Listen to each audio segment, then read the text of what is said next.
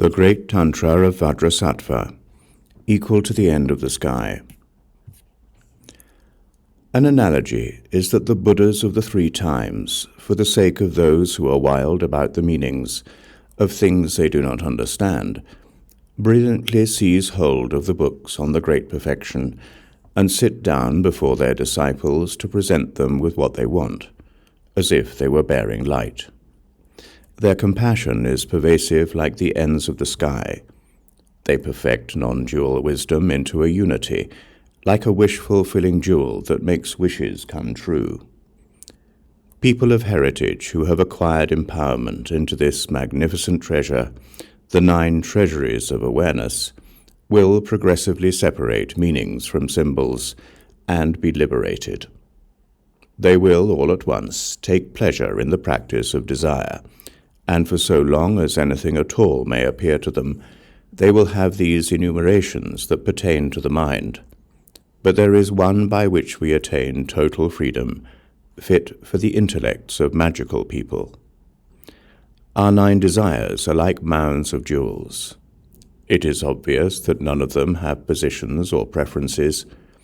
A house of jewels has many doors, but the door by which we enter their one objective is inconceivable. So he spoke. From the Great Tantra that is equal to the ends of the sky, this is the 5th chapter, the jewel treasure of the 9 treasuries. Analogies to illuminate awareness. Then Sattva Vajra addressed the great Vajrasattva with these words: All the Buddhas of the 3 times, the lords of the sky treasure that brings us our desires, play in the dominion of their bodies, speech, and minds, and dwell in an awareness of their unchanging nature. I ask you, my Lord, to please explain the luminescence that signifies this self-evident mound of jewels, so that I may meet up with this trove of jewels. Then the great Vajrasattva proclaimed these words: O Mahasattva, just as the border of the vast sky joins the ends of the sky together, things will appear to us in this heart essence that has no border or center, just as we think of them.